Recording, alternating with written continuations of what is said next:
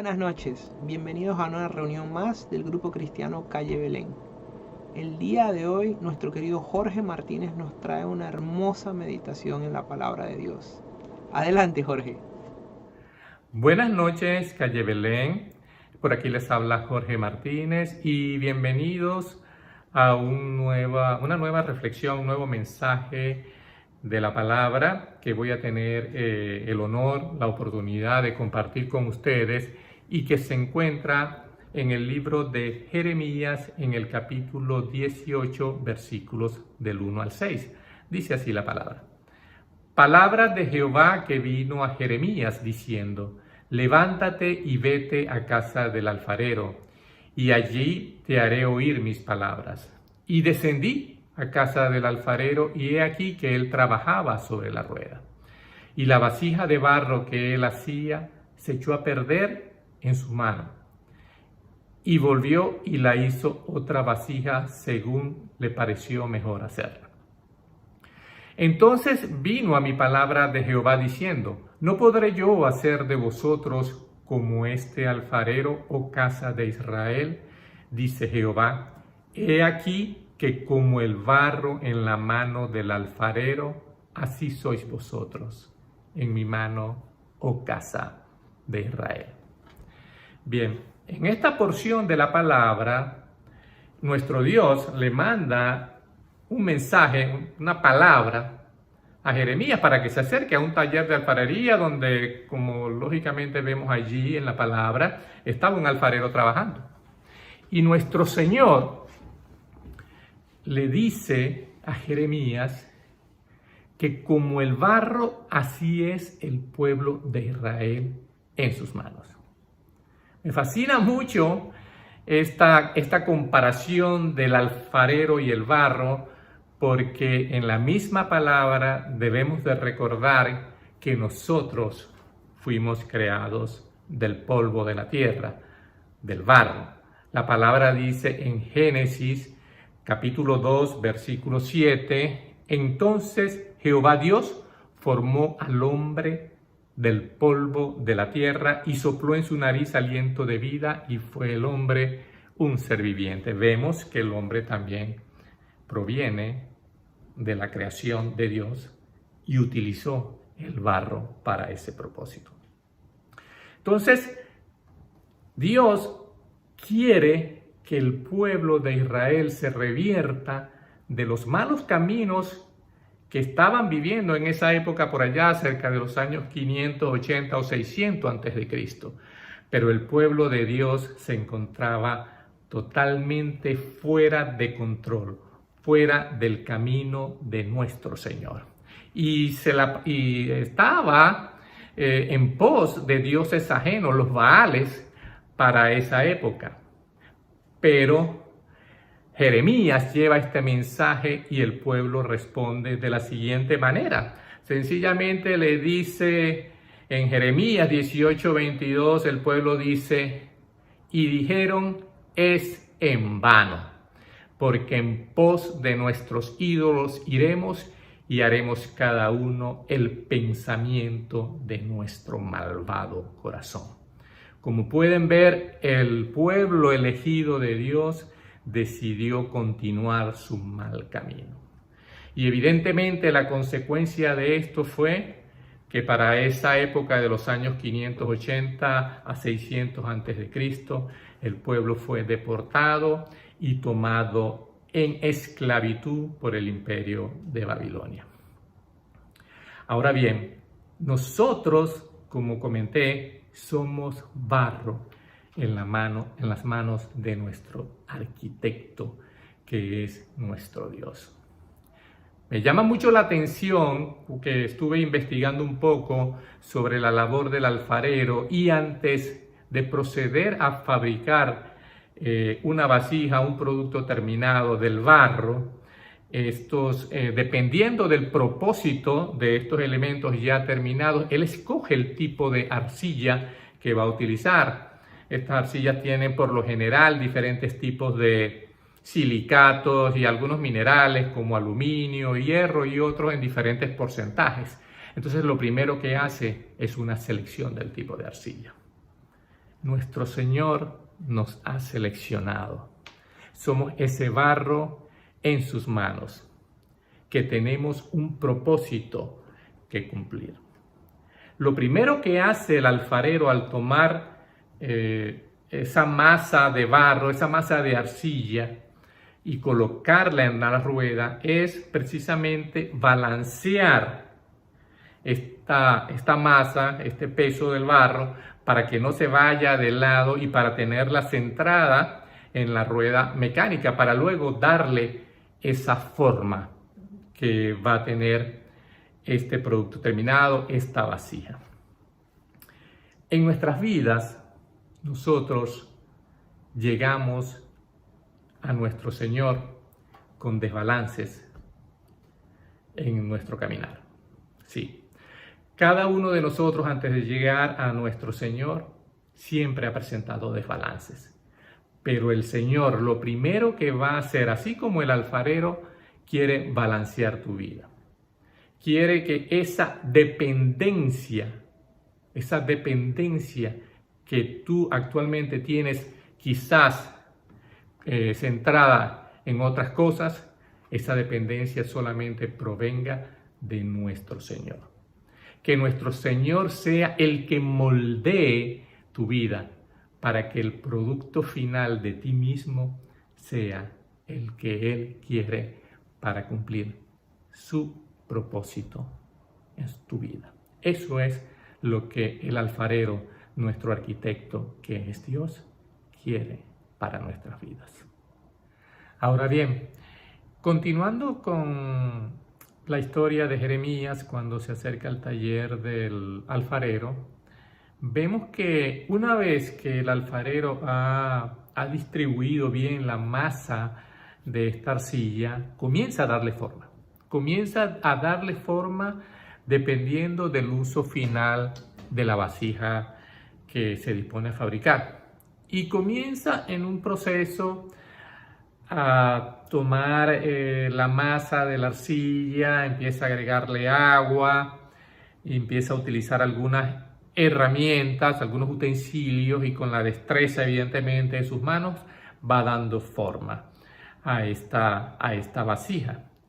Allí va abriendo el orificio dependiendo del diámetro, algunos más pequeños, algunos más grandes, le da una forma cónica, ovalada, la que desee, y estos elementos al final van a tener un propósito final. Algunas vasijas para ese momento se utilizaban para el almacenaje de granos, algunas otras vasijas se utilizaban para almacenar el agua, algunas otras vasijas se utilizaban para decorar, colocar plantas, incluso para sembrar. Pero siempre cada una de estas vasijas tenía un propósito final. Así en nuestras vidas. Nosotros, cuando llegamos al Señor, tenemos un propósito que cumplir. Propósito que cumplir, pues nuestro Señor nos dice que Él es quien nos forma. La palabra dice en Isaías 64:8, ahora pues, Jehová, tú eres nuestro Padre, nosotros barro, y tú el que nos formaste. Así que obra de tus manos somos todos nosotros. ¿Ve cómo es el Señor el que moldea nuestras vidas? Una vida que debe ser una vida de integridad, una vida para llevar la palabra de Dios, una vida para, con su testimonio, usted a poder dar ese ejemplo a otros que puedan también acercarse al Señor. Y cuando le pregunten, oye, ¿por qué tu vida ha cambiado de esta manera para bien? Tú puedas decirle, el Señor ha formado mi vida para algo mejor. En 2012, el 2 de diciembre del 2012, se celebró una competencia, una carrera en un poblado de Navarra, en España. Habían competidores de élite y había allí también un corredor llamado Iván Fernández, un joven de 24 años, que fue muy popular en los medios. Ya les voy a explicar por qué. Comienza la carrera y existía un keniano llamado Abel Mutai, que era uno de los grandes favoritos. Este keniano empieza a separarse del grupo y a tomar una distancia muy, muy larga sobre su más competidor cercano, que era precisamente este joven Iván Fernández. Pero cerca de la meta, el keniano se para, pues cree que ya cruzó la meta y comienza a caminar, pensando que ya había ganado la carrera. El joven Iván Fernández, como iba de segundos, empieza a aproximarse y acercarse mucho y nota que este keniano está prácticamente parado y solamente caminando. Lo alcanza Iván Fernández y empieza a empujar al keniano. El keniano evidentemente no entiende el español y avanza un poco más rápido y todavía Iván Fernández lo empieza a empujar y allí se da cuenta que el keniano, que todavía no había llegado a la meta final. Pasa el keniano, gana la competencia y llega Iván Fernández de segundo. Después de la premiación, evidentemente se acercan los periodistas a Iván Fernández y le dice: oye, pero ¿por qué decidiste empujar al keniano? Y él le dice: bueno, me di cuenta que sencillamente él se había equivocado, pensó que había ganado la carrera y se detuvo. Por eso fue que lo empujé para que él pudiese llegar de primero, pues la distancia que nos llevaba yo jamás podría alcanzarlo. Pero el periodista insistente le dijo: pero sencillamente, ¿por qué no sencillamente lo pasaste y ganaste la carrera?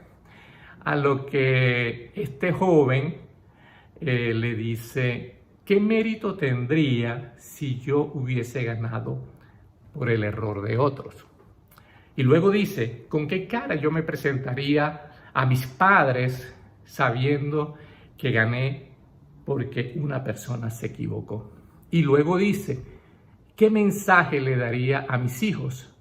Y ellos a su vez a sus hijos, que pensarían: mi padre o mi abuelo ganó por un error de otro. Y luego finaliza diciendo: así que perdiendo esta carrera, yo gané. Eso es un ejemplo de altruismo, de honestidad y de lealtad. Asimismo, nuestro Señor, cuando llega a nuestras vidas, quiere cambios profundos, cambios que denoten la relevancia de nuestro Señor, que Él ha cambiado íntegramente nuestras vidas. Eso es lo que quiere el Señor para ti y para mí. Finalmente, cuando ya la vasija ha sido, digamos, fabricada por el alfarero, todavía hay un paso final que debe cumplir. Sí. Una vez que ha terminado el proceso de fabricación en la rueda mecánica de la vasija o del elemento que se está formando, el vaso, la vasija, queda un paso pendiente, pues todavía evidentemente el barro está crudo. Y este paso final es que la vasija o este elemento que fue fabricado tiene que pasar por el horno de fuego. Sí. Es necesario que estos elementos se coloquen a altas temperaturas para que puedan tomar la resistencia, la fuerza y la dureza necesaria para evidentemente cumplir con la función para las cuales fueron hechas. Sí. Y por eso es que necesita pasar evidentemente por este horno a altas temperaturas. En nuestro proceso, cuando nosotros estamos siendo moldeados por el Señor y cuando ya estamos precisamente en ese caminar con Él, también vamos a pasar por algunas pruebas, por ese horno de fuego. A veces las personas piensan que sencillamente con aceptar al Señor vienen y dicen: se resolvieron todos mis problemas. todas las situaciones que yo tenía, las situaciones financieras, mis situaciones emocionales ya se resolvieron. Quiero que sepas que no funciona así. Pues la misma palabra nos dice que en este mundo nosotros tendremos aflicción, pero que confiemos porque nuestro Señor ha vencido el mundo. Y también dice la palabra en Romanos 8:18, pues tengo por cierto que las aflicciones del tiempo presente no son comparables con la gloria venidera que en nosotros ha de manifestarse. Es decir, que a pesar de pasar por esas aflicciones, el Señor nos dará la victoria. Y la promesa que nos tiene es que todas las cosas que tú estés presentando, esas situaciones financieras, situaciones de enfermedad, cualquier tipo de situación familiar que estés presentando, no son comparables con la gloria venidera que tiene el Señor para los que le aman. Así lo ha prometido nuestro Señor. Y quiero que sepas que así como estas vasijas tienen que pasar por el horno de fuego para hacerse más resistentes, para tener mayor dureza, para tener mayor resistencia como tal, mayor resistencia físicas y mecánicas, así es nuestras vidas. Una vez que tú has pasado por estas pruebas de fuego, déjame decirte que saldrás de allí con un corazón más fortalecido, con una confianza en nuestro Señor mucho más arraigada. Recuerda que la fe cree lo increíble, ve lo invisible y hace lo imposible. Así trabaja la fe. Así pues, nosotros debemos estar agarrados de la mano de nuestro Señor cuando seamos sometidos a estas pruebas. Y créeme, pues yo lo he vivido, estas pruebas te van a hacer mucho más fuerte, van a aumentar tu nivel de fe una vez que hayas pasado por ellas. El transitar por ellas puede ser doloroso. Nadie le gustaría pasar por pruebas de fuego, pero la verdad es que estas pruebas te van a hacer una persona más fuerte, pero sobre todo una persona que aprendió a confiar más en nuestro Señor y que sabe que en el Señor está la victoria para sus hijos. Pues Él fue el que nos eligió a nosotros. Pues la palabra dice en Juan 15:16, no me elegisteis vosotros a mí, sino que yo os elegí a vosotros. Y os he puesto para que vayáis y llevéis fruto, y vuestro fruto permanezca, para que todo lo que pidiereis al Padre en mi nombre, Él os lo dé. Así lo dice la palabra en Juan 15:16. Así pues, tengamos la confianza, la fe, la fortaleza, la esperanza, que estas pruebas de fuego sencillamente están para hacernos más fuertes y para confiar más en nuestro Señor Jesús. Ya con esta me despido, me gustaría hacer una oración. Oremos. Señor Jesús, te damos gracias porque tú eres nuestro alfarero, Señor, el que forma nuestras vidas, el que le da propósito a nuestras vidas, Señor. Padre, toma tú, Señor, cada uno de los aspectos de nuestra vida diaria y transfórmalas a tu propósito. En el nombre de Jesús te damos gracias. Amén y amén. No olviden de suscribirte al canal de YouTube de Calle Belén y de activar la campanita para mayores notificaciones. Me despido y les envío las bendiciones del Altísimo. Bye. Muchísimas gracias, Jorge, por esa hermosa meditación. Me encanta la analogía que hace el Señor entre nosotros y el barro, y Él siendo el alfarero. Y me encantó ese pedazo en el que Jorge menciona que los alfareros, justo antes de comenzar a hacer su obra, ellos eligen el material apropiado para el propósito de ese pedazo de arte. En este caso, Dios es el artista, nosotros somos su obra y su obra tiene un propósito maravilloso. Les recordamos que nosotros tenemos nuestras reuniones los días domingo a las 11 de la mañana, a las 5:30 de la tarde, y siempre tenemos nuestra meditación los martes, que está disponible a las 7:30 de la noche. Ahora cerraremos con una hermosa canción interpretada por nuestro grupo de música. Hasta la próxima.